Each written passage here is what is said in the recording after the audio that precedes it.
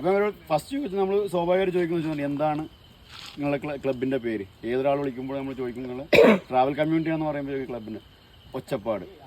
അത് ഭയങ്കര ഒരു സ്ട്രൈക്ക് ചെയ്ത സാധനമായിരുന്നു. ഇവർ എന്തുകൊണ്ട് ഒച്ചപ്പാട് എന്നുള്ള പേരിട്ടു എന്നുള്ളത് എനിക്കറിയില്ല. ഞാനതിൽ കണ്ടൊരു സാധനമുണ്ട്, ഒച്ച പാട്. ഒച്ച എന്ന് പറഞ്ഞു കഴിഞ്ഞാൽ ശബ്ദം, പാടെന്ന് പറഞ്ഞു കഴിഞ്ഞാൽ മാർക്ക്. ഒരു ശബ്ദത്തിൻ്റെ മാർക്കാണ് അത്. ഭയങ്കര രസമുള്ള സാധനം. കാരണം നമ്മളൊരു കൂടിയിരിക്കുന്നതിൽ അതിനേക്കാൾ മനോഹരമായിട്ട് വേറെ പേര് നൽകാനില്ല.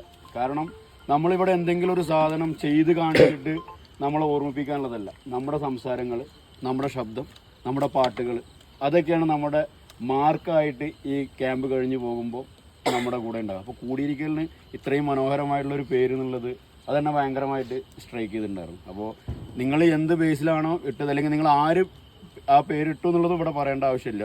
നമ്മൾ പറയില്ല എവറസ്റ്റ് സബ്മിറ്റ് ചെയ്ത ഹിലാരിയും ഇവരിപ്പോഴും ആരാണ് ആദ്യം കാല് കുത്തിയെന്നുള്ളത് ഇപ്പോഴും പറഞ്ഞിട്ടില്ല. പക്ഷേ ചന്ദ്രനിൽ കാല് കുത്തിയത് നീലാംസ്ട്രോങ് ആണെന്ന് അവർ പറയുകയും ചെയ്തിട്ടുണ്ടായിരുന്നു. ഓക്കെ, അപ്പോൾ അതൊരു സൗഹൃദത്തിൻ്റെ, രണ്ടുപേരുടെ സൗഹൃദത്തിൻ്റെ കൂടി മുന്നോട്ട് പോകുന്നൊരു സാധനമാണ്. അപ്പോൾ ആ സൗഹൃദം നിങ്ങൾ മരണം വരെ ഈ ഒരു സൗഹൃദത്തെ, ഇത് ഒച്ചപ്പാടെന്നുള്ള പേര് ആര് കൊണ്ടുവന്നു എന്നുള്ളത് പബ്ലിക്കിനോട് പറയാതെ അത്രയും തീക്ഷ്ണമായ നല്ലൊരു സൗഹൃദത്തിലൂടെ നിങ്ങൾക്ക് ഈ ഒരു ക്യാമ്പുകളെ മുന്നോട്ട് കൊണ്ടുപോകാൻ നിങ്ങൾക്ക് സാധിക്കണം. അതാണ് ഇതിൻ്റെ ഏറ്റവും വലിയൊരു രസം. പിന്നെ നമ്മൾ പറയുന്നത്, നമ്മൾ ഒരുപാട് നമ്മൾ ഇവിടെ വരുന്നു. ഇപ്പോൾ ഞാൻ തിരുവനന്തപുരത്ത് നിന്നാണ് ഈ ഒരൊറ്റ ക്യാമ്പിനായിട്ട് ഇതുവരെ ഇവിടെ വരുന്നത്. എനിക്ക് നാളെ കഴിഞ്ഞ് ഇതേപോലെ തിരുവനന്തപുരത്ത് പോകണം. എനിക്ക് തിങ്കളാഴ്ച എനിക്ക് എൻ്റെതായ കാര്യങ്ങളുണ്ട്.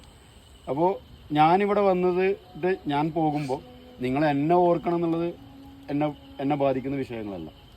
പക്ഷേ ഇവിടെ നമ്മൾ പറഞ്ഞ എന്തെങ്കിലും കാര്യങ്ങളുണ്ടെങ്കിൽ നിങ്ങൾ നിങ്ങളുടേതായ നിങ്ങളുടെ സമ്പാദ്യത്തിൽ നിന്ന് ഒരു എമൗണ്ട് ഇവിടെ കൊടുത്തിട്ട് ഇവിടെ വരുമ്പോൾ അത് നിങ്ങൾക്ക് എന്തെങ്കിലും തരണം എന്നുള്ളത് എൻ്റെ ഉത്തരവാദിത്തമായിട്ട് ഞാൻ ഏറ്റെടുക്കുകയാണ്. ഞാൻ ഇവരുടെ രണ്ടുപേരുടെ ഉത്തരവാദിത്തമായിട്ട് കണക്കാക്കുന്നില്ല. അത് ഷെരീഫിൻ്റെ മാത്രം ഉത്തരവാദിത്തമാണ്. അവരെന്തെങ്കിലും അതിൽ എക്സ്ട്രാ ചെയ്യുന്നുണ്ടെങ്കിൽ അത് നിങ്ങൾക്ക് അഡ്വാൻറ്റേജ്. നിങ്ങളോട് പറയാനുള്ളത്, നിങ്ങൾക്ക് വേണ്ടി വന്നിട്ടുള്ളതാണ്, അത് മറക്കരുത്. നാളെ ഇവിടുന്ന് പോകുന്നത് വരെ നിങ്ങൾ നിങ്ങൾക്ക് വേണ്ടിയിട്ടാണ് ഇരിക്കുന്നത് എന്നുള്ളത് മറക്കരുത്.